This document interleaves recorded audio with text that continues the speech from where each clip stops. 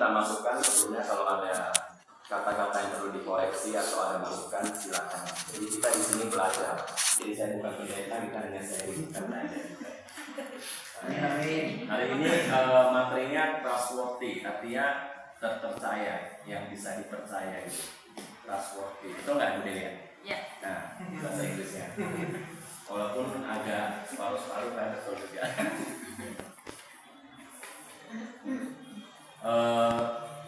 Sebelumnya coba kita buka firman yang lebih cepat ya. Buka firman Lukas pasal 16 ayat 10 sampai 13.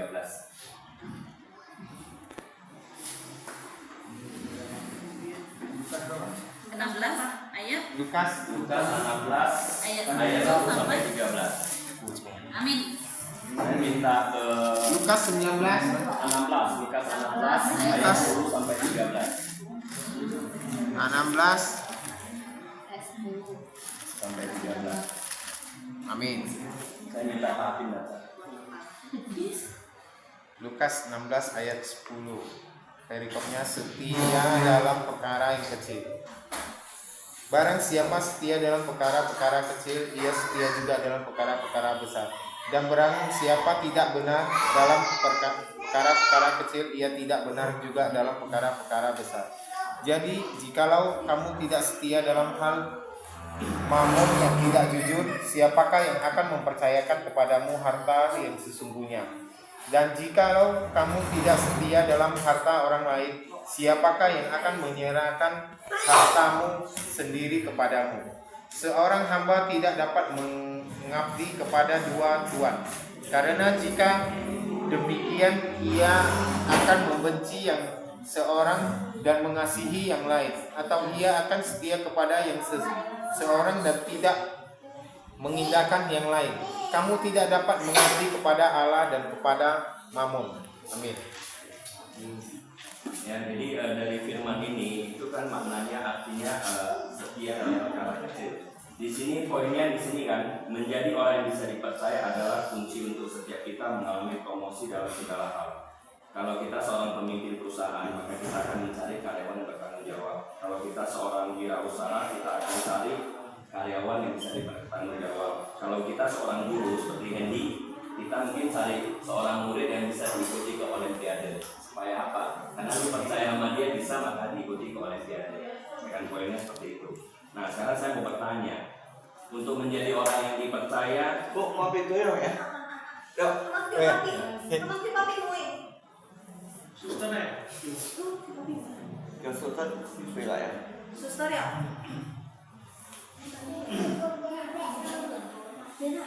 Dok suster. Suster vaksinnya.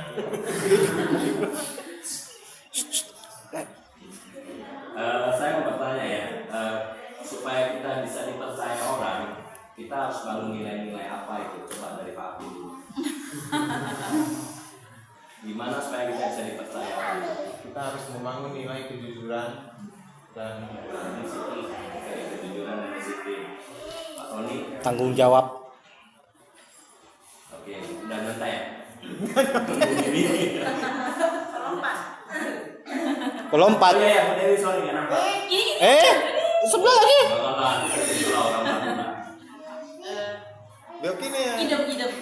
Hah? Hidup dengan siapa? Hidup dengan disiplin, kejujuran, tanggung jawab, all in one. Nova?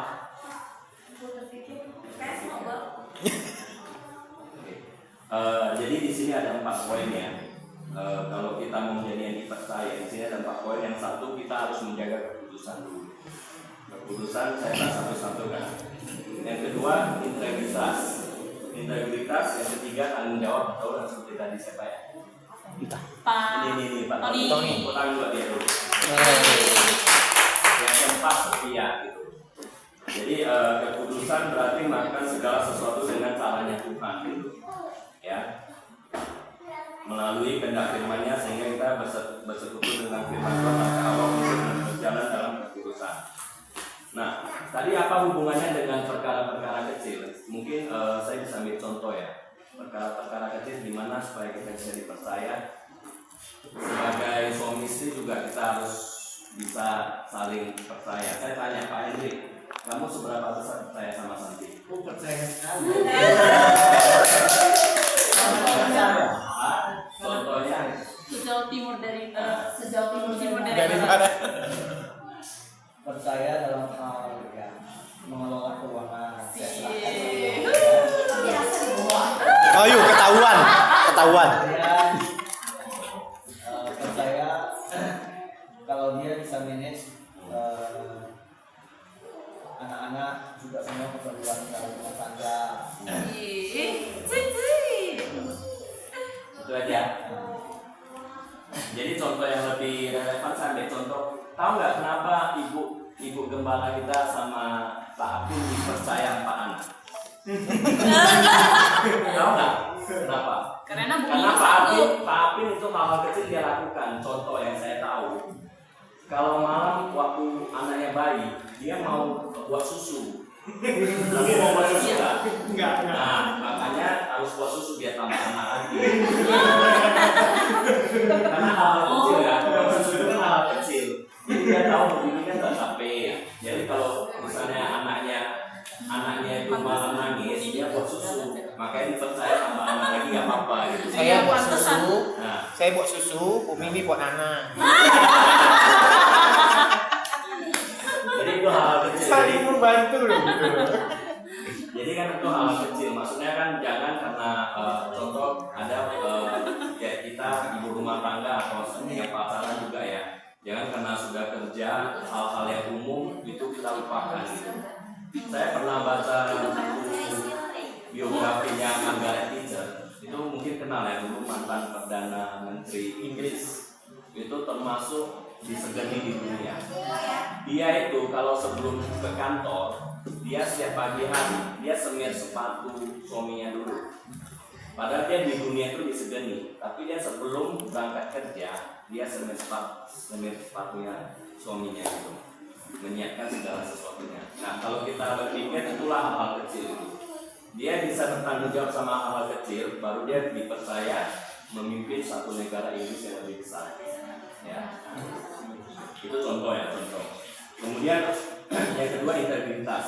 Coba integritas itu apa artinya, Bu Sisi? Integritas apa artinya? Pas. Jadi integritas Kebersamaan keutuhan. gimana? Kebersamaan keutuhan. Kebersamaan keutuhan. Oke. Bu Dewi, integritas artinya apa? Kayaknya apa? Misalnya kita ngomong A berarti kita lakukan A gitu. Ya, betul. Oke, tangan. Yeay. Lebih spesifik saya uraikan arti kata integritas di sini ya. Kata integritas itu memiliki arti mutu atau kualitas, sifat atau keadaan yang menunjukkan kesatuan yang utuh sehingga memiliki potensi dan kemampuan yang memancarkan kewibawaan, kejujuran. Dalam bahasa sederhananya, integritas adanya satu kata dan perbuatan, kesamaan perkataan dan perbuatan seseorang. Jadi kata sama perlakuan itu harus sama, transparan, ya, tidak bunglon gitu. Bunglon artinya tahu kan? Berubah gitu. Jadi tadi untuk menjadi orang bisa dipercaya, satu tadi kan ketulusan, dua integritas. Integritas di sini berarti hidup yang transparan, tidak bermuka dua. Apa yang dikatakan sama dengan apa yang dilakukan, seperti yang Bu Dewi ngomong, menjaga hidup sesuai dengan prinsip yang diyakini. Tetapi banyak orang Kristen menjadi batu sandungan karena aktif dalam kegiatan gereja, namun dalam kehidupan sehari-hari tidak mencerminkan Kristus. Ingat, kekristenan bukan sekedar kegiatan agamawi, namun hidup yang serupa dengan Kristus. Di sini poinnya dia bilang apa itu? Ini dia menyentil kita gitu. Jadi ada orang dalam arti kalau secara kacamatanya manusia kita lihat waduh putus. Seminggu 9 hari ke gereja, padahal seminggu kan 7 hari, 9 hari ke gereja, gitu kan. Tetapi di sini ini yang ngomong ya, saya cuma hanya menguraikan, tetapi dalam perbuatan sehari-hari tidak mencerminkan Kristus. Nah, saya balik lagi bertanya ya. Tadi kan kita menjadi yang dipercaya. Sekarang saya bertanya ke Bu Mimi. Kalau Bu Mimi gimana bisa mempercayai seseorang? Apa karena, mohon maaf, karena latar belakangnya, atau karena dulu pernah buat salah sama kamu, atau seperti apa? Coba jelasin gitu. Ukuran Bu Mimi percaya orang itu seperti apa? Mungkin tidak mengulangi kesalahan yang kedua kali. Misalnya ada orang yang melakukan kesalahan sekali, ya kan? Kan berarti saya udah tak percaya, dengan orang itu, ya kan? Terus kalau dia lakukan yang kedua kali lagi, saya sudah tak bisa percaya lagi. Cukup kedua, Ya, gitu. dua kali. Maksudnya jangan melakukan kesalahan berulang gitu lah intinya, Yokim. supaya bisa dipercaya.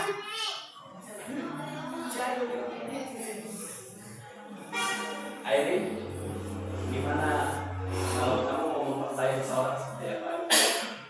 Apa ada batasan seperti Bu Mimi 2 kali?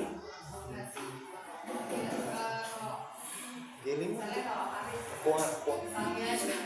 Soalnya saya potongnya bukan 2 kali ya, maksudnya berulang kali ya. Kesalahan itu dilakukan berulang kali. Jadi itu orang tidak bisa dipercaya. Nanti saya ulangi ya. Gimana Airin? Selalu pegang janji. Lihat dari janji yang ditepati. Dari situ kita bisa percaya. Harus memegang janji yang ditepati. Berarti ukuran Airin janji ya gitu ya. Dan maksudnya omongan yang dia bilang itu dia bisa dipertanggungjawabkan gitu. Oke. Nanti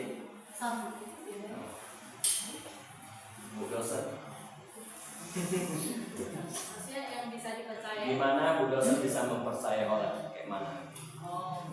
Kalau misalnya dia mengatakan bisa melakukan hal tersebut, tapi dia harus bisa. Jangan sampai setengah jalan tiba-tiba dia nggak bisa. Sebenarnya pertanyaan saya ke arah ini ya, lebih spesifik ya.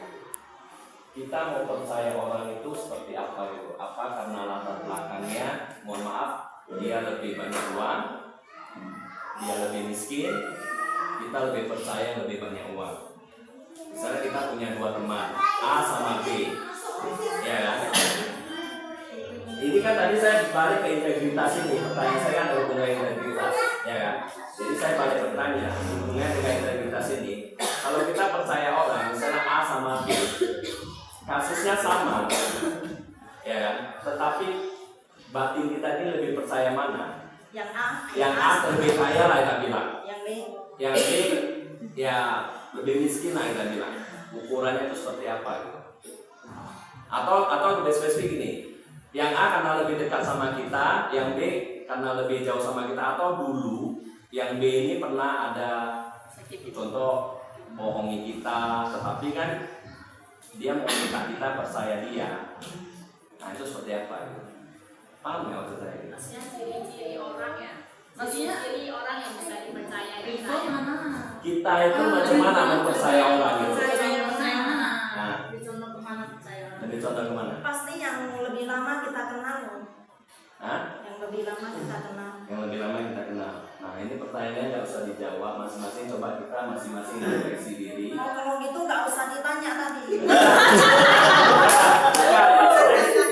Karena jawaban ini kan agak sensitif. Ini tidak ada jawabannya sebenarnya. Pertanyaan Betul. saya, Tidak ada jawabannya. Tidak ada jawabannya. Saya ini, kita macam mana kita menilai orang? Apakah karena latar belakangnya baru dia bisa dipercaya gitu? Enggak juga. Enggak juga. Makanya tidak ada jawaban. Kalau yang disuruh pilih yang pasti yang kita yang angkat kue pasti orang saya. Tidak bisa dibilang, Bu. Makanya saya bilang itu tidak ada jawabannya. Pak, lain kali pertanyaan yang harus ada jawaban, jangan di dalam hati. Itu jawabannya. Jawaban Bu ini apa? Tidak ada jawaban. Tapi katanya jawabannya masing-masing di dalam hati. Karena ini kan agak sensi. Kalau misalnya kita jujur, saya jawab, saya lebih percaya, misalnya kalau dalam segi bisnis, saya lebih percaya orang yang lebih banyak materi. Itu kan bisa aja. Kan? Saya lebih nggak percaya sama dia. Tadi udah bilang juga, nggak bisa. Biar orang tempat ini langsung aku sambil jalan-jalan orang lebih cepat proses yang sini. Tidak bisa. Lebih banyak materinya Pak. Kalau dia memang materinya banyaknya dari hasil nipu. Ah. Makanya kita harus lebih percaya pada anak yang lebih dekat sama Tuhan loh. Ya kan? Nah, orang yang lebih dekat sama Tuhan, baik dia kaya, baik dia kaya, baik dia Itu miskin. jawabannya di situ. Oh, di sini ya. Iya. Jadi jangan ngomong aja. Jangan pegang, Mak. Oke. Jangan pegang, Mak. Sejauh ini ada pertanyaan nggak sebelum saya lanjutin gitu? Oh, gak ada pertanyaan mau ditanya. Kayak dulu deh. Ada pertanyaan nggak? Tony lah ini yang lebih yang biasa lebih kritis ya Tony ya coba. Sementara belum ada. Sementara belum ada. Ya, Erwin? yang lebih kritis, jadi materinya bisa dipercaya gitu. Bisa dipercaya orangnya Terserah, apa subjek? subjek boleh apa yang bisa dipercaya gitu. Saya tuh nggak ada. Nah, tadi gini ya Bu Mimi ya, pertanyaan saya tadi itu ke arah lebih ke arah maksudnya kita kalau Aisyah sinanga, mai file belakang. Kemudian jangan lihat dia dulu pernah buat salah sama kita gitu. Jadi kalau satu orang udah buat salah sama kita atau lebih sederhana ini lah, orang pernah pinjam duit sama kita, dia nggak bayar gitu. Langsung kita tak dia tetap gitu. Wah ini saya ambil saya sini. Nah itu saya poinnya ke arah itu. Orang pernah berbuat salah sekali. Kalau mau dipercayain sekali lagi itu memang agak susah. Setuju. Dia harus Tapi bisa gini loh, membuktikan posisinya dirinya. balik ke integritas. Makanya tuh kalau sekarang maksudnya kan kalau orang awam sekarang kalau orangnya kalau lu cincin siang itu nang koko itu udah kan. Lu kok cincin siang kan harus memakan waktu yang lama. Disambungkan. Kalau disambungkan ke rohani, kekudusan kita tuh mana ditaruh? Kalau nggak bisa mempercayai dia lagi. Nah itu. Intinya kita lihat dari orang yang bisa bertanggung jawab atas perbuatannya. Kalau siang situ tuh ini. Itu kan bilang. Yang sini tuh tuh. Wah, siang situ nih. Oneng. Itu orang yang berbesar hati so. Sebenarnya dia yang berbesar hati. Makanya ini nggak ada jawabannya, nggak bisa. Orang price yang Cuma dilihat dari orang itu. Nggak bisa juga Pak, tergantung. Pertanggungjawabkan perbuatannya. Gini Pak, misalnya pertanggungjawabkan. Oke, dia hari ini hutang sama kamu 10 juta. Oke, supaya yang sini tuh lu tak tiao. Ya kan? Kayak macam itu togel ini kayak kakek ini.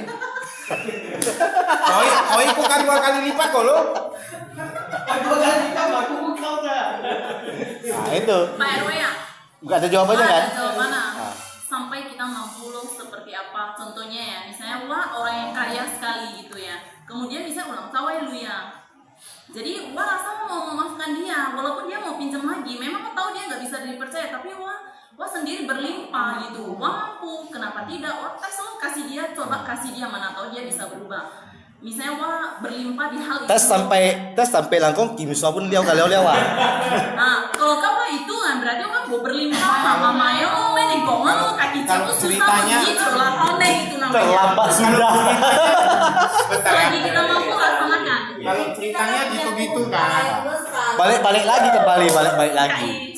Ceritanya gitu kan. Intinya kan tergantung kita sendiri. Iya, makanya. Tergantung personal kita lah. Makanya jawabannya cuma itu tadi. Nggak ada jawaban, tergantung kita sendiri. Yang di sini ditulis. Hati-hati ya, RW suka menjebak hati-hati. Makanya. Ya, terus kan lo merasakan sengaja dibuat seperti itu Supaya dia sharingnya kan, dia dikit ngomong.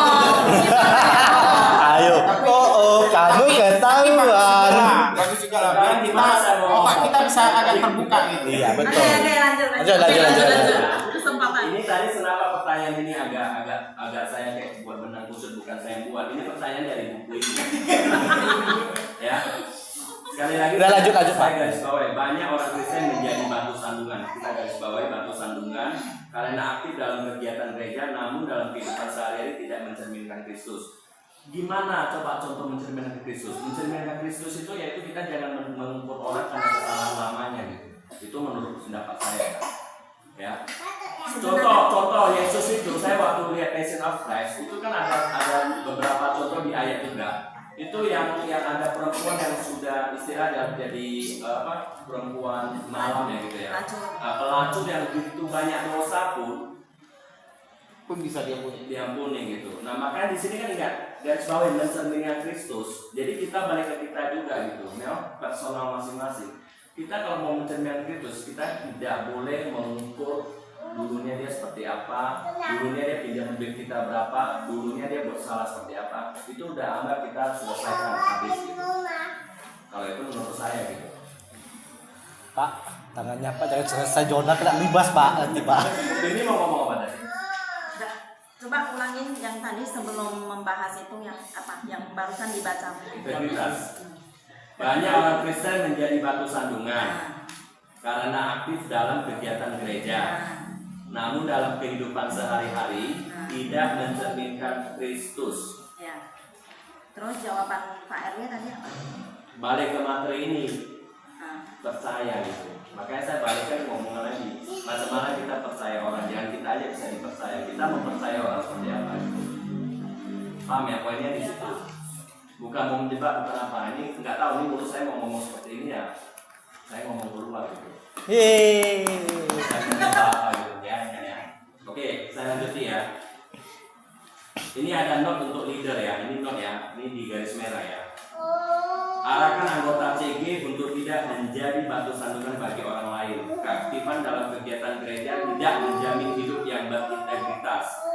Integritas dibangun berdasarkan komitmen yang diambil dengan sadar, bukan karena garis bawah ini perasaan atau terpaksa. Balik tadi perasaan. Jangan merasa bahwa perasaan kita nggak enak sama ini. Mungkin dia datang aku merinding, oh dia ini mau pinjam uang nih. Jangan dasarkan perasaan atau dalam keadaan terpaksa gitu.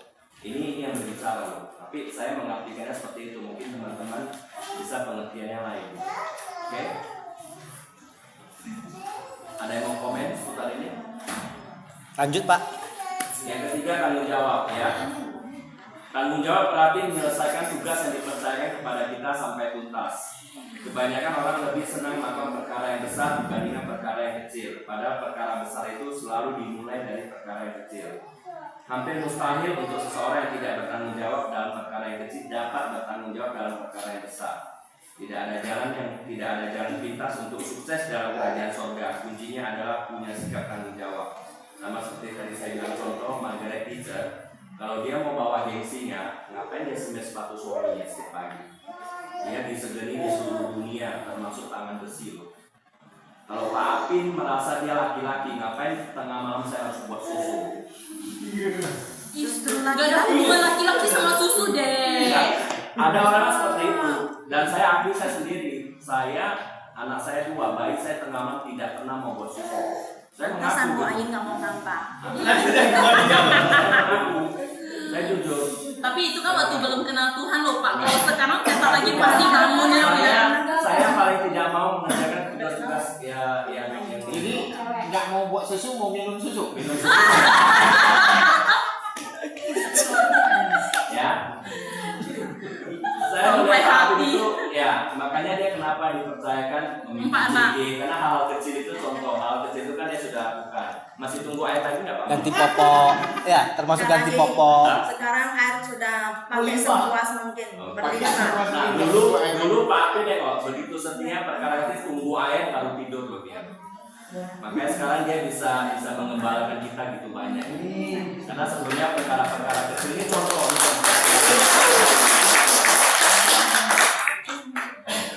Ada pertanyaan seputar ini? Jadi Bapak ada rencana mau memimpin CG?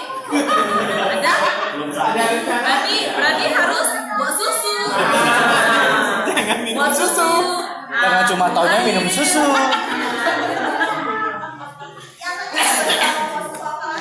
Oke, bisa saya lanjutin? Lanjut Pak lanjut. Yang terakhir ya setia. Ini ya tadi ya, saya ulangi lagi supaya nggak lupa ya. Untuk menjadi orang yang bisa dipercaya, kita harus membangun 4 nilai. Yang satu tadi ketulusan, yang kedua integritas, yang ketiga tanggung jawab, ini yang terakhir setia ya. Setia berarti melakukan segala sesuatu yang berguna secara tekun dan konsisten. Setia berarti hidup dalam komitmen dan tidak mengingkarinya. Setia berarti tetap berpegang janji meskipun rugi. Ini garis bawahi ya. Setia tidak dipengaruhi perasaan yang naik turun. Amsal 20 ayat 6, banyak orang menyebut diri baik hati, tetapi orang yang setia siapakah yang menemukannya? Ya, ini poinnya setia. Ya, mungkin pada ya kayak seperti yang masih pacaran, mau janji setia sama lu, janji setia sama lu. Tapi ada yang lewat fase atau sebelum menikah juga tidak setia. Setia ini bicara bukan berarti antara dua hati ya. Setia dalam pekerjaan itu tetap setia. Contoh, mungkin nggak satu orang makan dari gaji dari dua bos. Nggak mungkin. Adalah. Ya. Kan banyak Dia kerja sama sampingan. dua bos. Mungkin. Tapi Tergantung pengaturan waktunya. tapi dia susah. Oke, itu dibenarkan nggak? Kalau Termasuk di boleh? Alkitab, enggak. Di Alkitab nggak boleh. Katanya nggak boleh mengabdi dengan dua Kepada orang. Tadi yang kita baca ini. Itu namanya jadi mamon nanti. Mengabdi Padam. sama dua uang. Sama juga kayak pacaran. Bisa dong.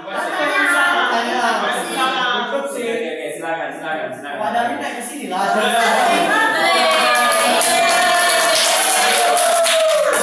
Masuk bintang film. Dua kali belum duduk. Masuk bintang film. Ini satu pertanyaan ya. Kritis nih, kritis. Sekarang bos itu kan ada dua tipe. Satu itu yang namanya good, tapi namanya bad. Jadi kalau misalnya kita bos utama kita tuh kita normal misalnya ada tipe bad gitu. Kerjaan banyak, gaji sedikit, sering dimarah-marahin. Nah jadi karena kita bukan seperti ini, jadi kita punya planning untuk misalnya istilahnya set job gitu lah ya. Kita akan ada sampingan, mungkin dengan bos yang lain. Apakah itu termasuk dosa? Kalau pertanyaan itu ditujukan ke saya, jadi saya bilang seperti ini. Di mana bumi kita pijak, di situ lagi kita hidup. 50. Saya ini orang kerja juga. Jadi pada saat di Alkitab juga ada waktu masalah bayar pajak. Saya memang nggak pernah baca Alkitab, tapi saya ingat-ingat itu. Yang masalah bayar pajak itu kan ada orang-orang Farisi ngomong ke Tuhan Yesus. Jadi kita harus bayar pajak kemana gitu? Kan Tuhan Yesus jawab dia kan, bayarlah pajak ke pemerintahan. Nah sekarang lu kan makan gaji ke bos yang kita bilang super bad, ya kan? Kenapa mau kalau memang sudah nggak cocok? Selagi kita mau, kita harus ikuti aturan dia. Kenapa? Pada saat Anda jadi bos, anak buah Anda juga harus mengikuti aturan yang Anda buat. Tapi kalau misalnya bos kita itu ada set jobnya, Dia ada saja kan dia bos, dia bukan kerja Urusan sama. dia, Pak. Beda. Urusannya. Itu urusan dia. Ini ulu yang coba langsung ini dia nggak diperintah orang. Sekarang kita kerja beda loh. Kerja sama bos pasti beda. tapi kalau satu kita kerja full time, lagi kita kerja sama usaha tapi itu freelance.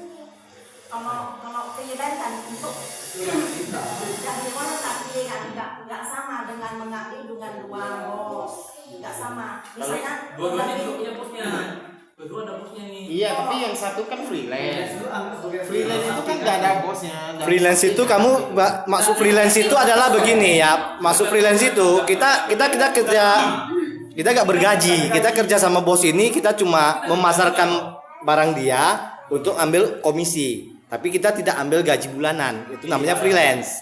Yang namanya dunia kerja dimanapun, bidang apapun, yang namanya dunia kerja ya. Ini yang saya tahu. Saya sudah keliling dunia. Keliling dunia. Sudah makan makan garam. bos manapun tidak setuju kita side job.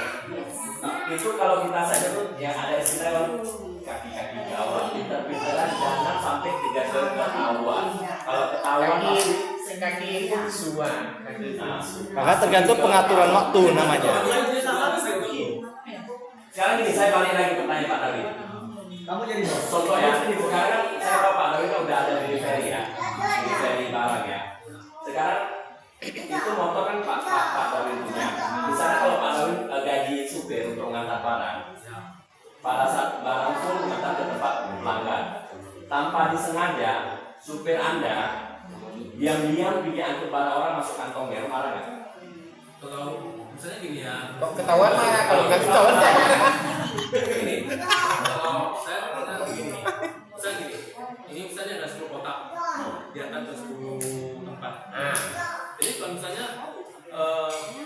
dia berhasil mengantar 10 kotak ke 10 customer ini, oke, muat air, orang bilang muat air.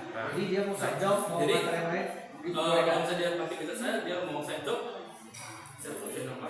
Itu kamu karena kamu belum ketahuan. Coba kalau kamu tahu, pasti yang lain. Karena gini, kan biasanya kalau saya tahu, misalnya saya nampak gitu, saya tahu. Jadi Makanya. saya sudah mengerti maksud Pak Dawi. Semua itu tergantung perusahaan sama bosnya.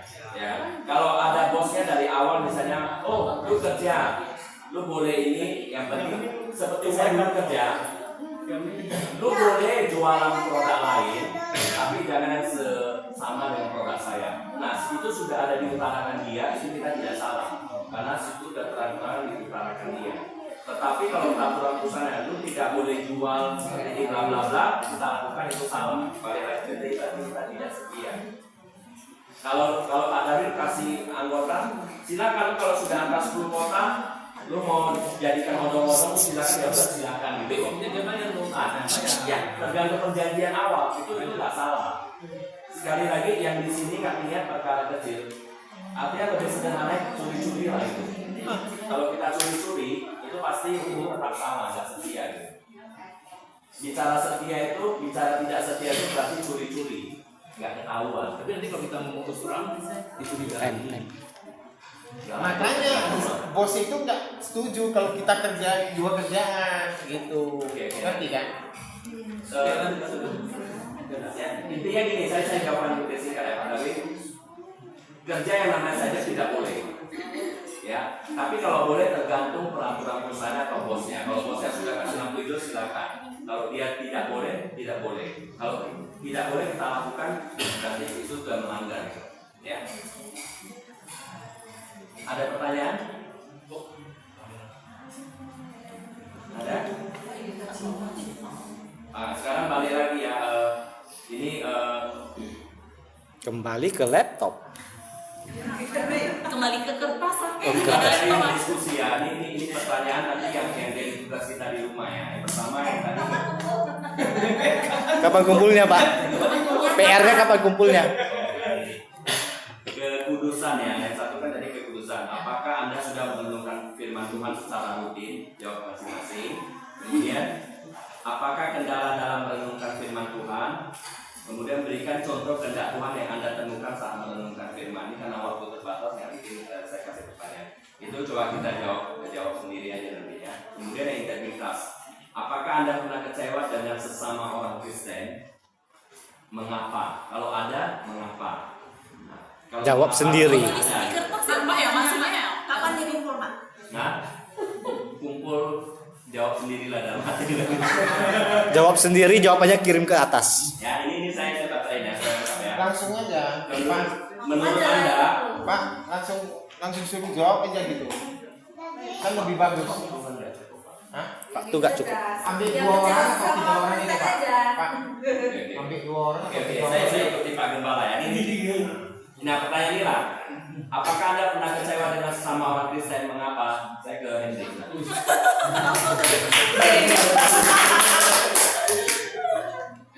Siapa? Kalau dibilang secara manusiawi kita kecewa Sesama orang Kristen. sama orang Kristen. Nah, mengapa gitu? Pernah ya? Dari pernah. Mengapa? Nah, tapi ya walaupun kekristenan kita maksudnya belum lama dibandingkan orang Kristen yang kita merasa kecewa pada orang itu sudah Kristen udah lama Bertahun-tahun. ya.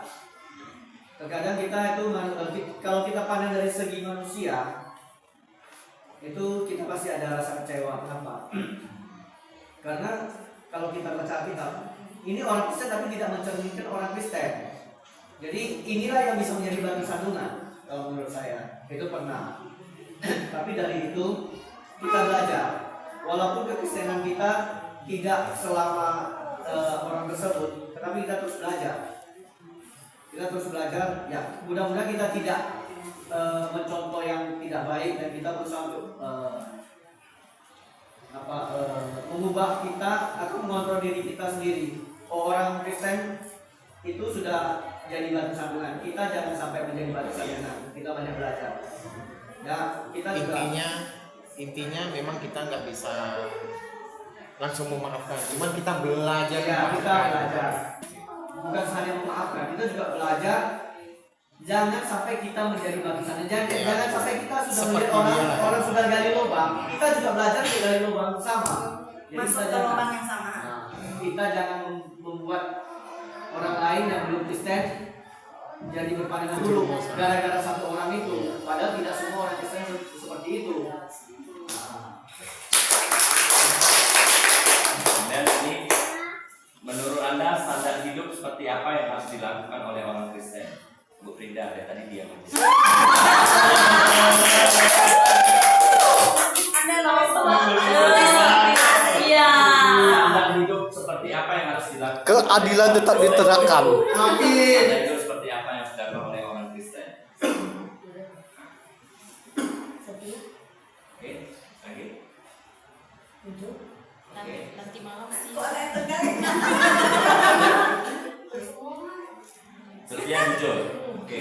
Jona. Harus ada. Jadi orang Kristen kita standar kita tahu arti standar ya. Standar itu artinya yang umumnya gitu ya. Oh, Bang. Menurut Anda standar hidup seperti apa yang harus dilakukan oleh orang Kristen? Tanggung jawabnya di sana kan, tanggung jawabnya sama kepercayaan yang Ya, gitu ya. Oke. Bisa jawab. Boleh. Integritasnya. Iya, punya integritas.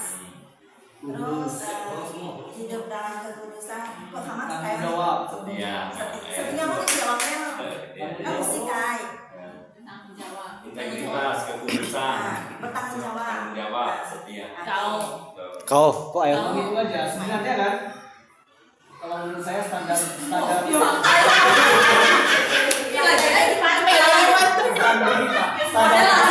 Model yang sesuatu.